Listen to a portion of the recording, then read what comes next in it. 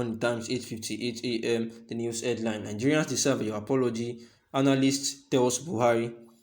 This is Nigerian President Muhammadu Buhari seen at the United Nations in New York City, September 19, 2017, where the Nigeria's bishop condemned repeated killings of innocent Nigerians by suspected ethnic militias in northeastern Nigeria, and said that the president should resign if he could not keep the country safe.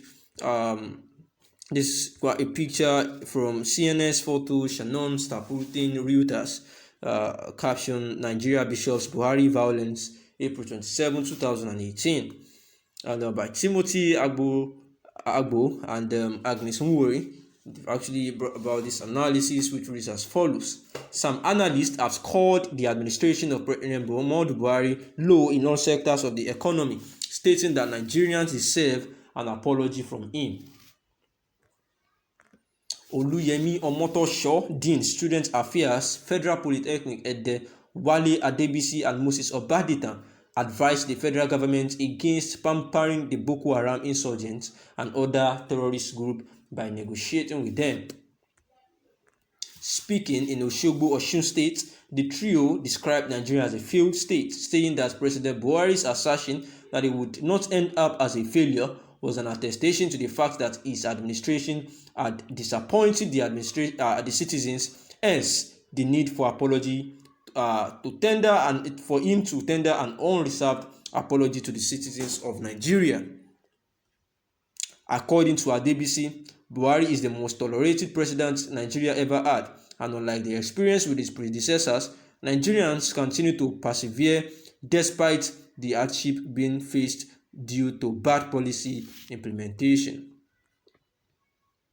He said President Muhammadu Buhari is a very lucky man because despite the hardship that his policies brought on Nigerians, people still didn't protest against him. He is very lucky. Recently, there was an increase in price of domestic gas, but nobody talked. The pump price of the premium motor spirit had been increased several times, but nobody talked. Electricity tariff has been increased, nobody talked. He is the most tolerated president in this country. He made that history because Nigerians never tolerated any of their leaders like this before.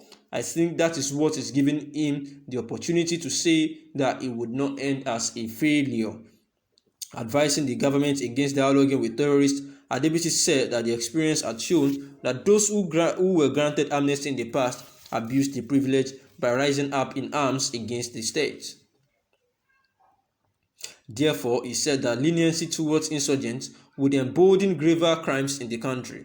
This is not the first time that Boko Haram insurgents will be surrendering. They had surrendered before, they gave them money and amnesty, but they went back to join terrorist gangs. It's clear that everything that Aisha Buhari complained about the style of Buhari's governance is manifesting now. She is the first person in the presidency to speak up against Buhari's governance style. Buhari has lost grip of governance. All the promised Nigerians on security, health, economy, oil and gas, and many more have not been fulfilled. And now Buhari, is promising to do what he failed to do in the last 6 years. He should just apologize to Nigerians because he failed woefully. Omotosho said that President Buhari appeared to detach from the pains and misery of Nigerians. His administration had disappointed in citizens, hence the need for him to tender an unreserved apology. The president is totally detached from the people. Buhari will be quoted everywhere in the world as one of the governments that failed abysmally. Instead of telling more lies to justify his failed government, he should just apologize to Nigerians for his failure. If he does that, maybe some Nigerians would forgive him. He should sack the members of his cabinet and take fresh hands because they did not perform well, he said. Obaditon suggested that the repentant terrorists should be prosecuted and convicted, saying that I don't support the rehabilitation of repentant bandits or terrorists. The president doesn't know the heat that the governors and people are feeling. Buhari has been so lethargic, mute, and unperturbed towards fighting insecurity. His leadership is incompetent and oftentimes acts against the constitution of Nigeria. I will advise him to immediately call for a conference of all ethnic nationalities in the country. There should be dialogue. There is need for review. Nigeria needs a review of the configuration of this country. In the same vein, a lecturer at the Ebonyi State University Abakaliki, Nkwede Friday, warned that dialoguing with terrorists would amount to legitimizing banditry, calling for the prosecution of the arrested bandits as a deterrent for others. Nkwede said, "To me, it is not the best idea to be dialoguing with terrorists and bandits. It is not even the best. By dialoguing with bandits, the federal government is legitimizing banditry. Dialoguing with them means that they are known. If they are known, they should be prosecuted. Those who brought them for dialogue are the ones using them to extort the nation. Remember what happened in 2015? Remember how banditry came about? They were brought in to destabilize election. At the end of the election, former President Goodluck Jonathan surrendered and accepted defeat for the sake of peace and progress.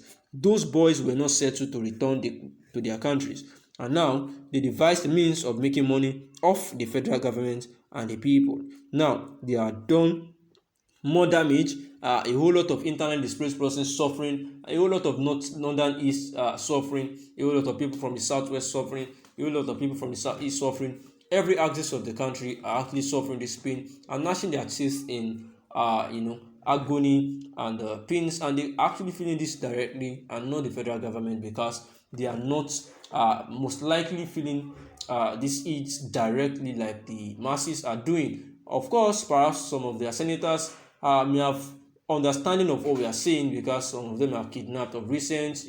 One was kidnapped of recent, and the children were also kidnapped, about 2 to 3, one of 17, one of 20 years, and all these things are so pathetic considering the damage that this insecurity has done to the state.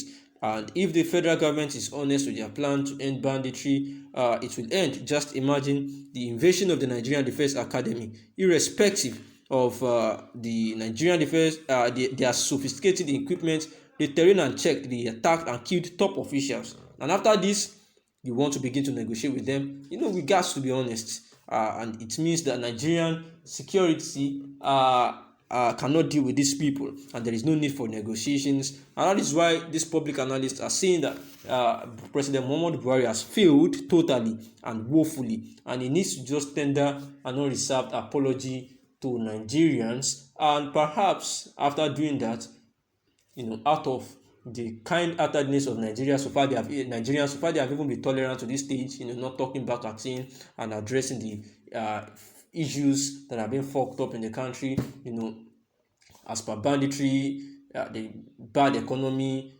insecurity, bad electricity. And so far, Nigerians can be tolerant up to this extent by not firing back like they do to other presidents. They might consider his apology, as a failure, and find a place in their heart to forgive him. However, the bottom line is Nigerians need an apology from President Muhammadu Buhari. Thanks for listening. Good morning.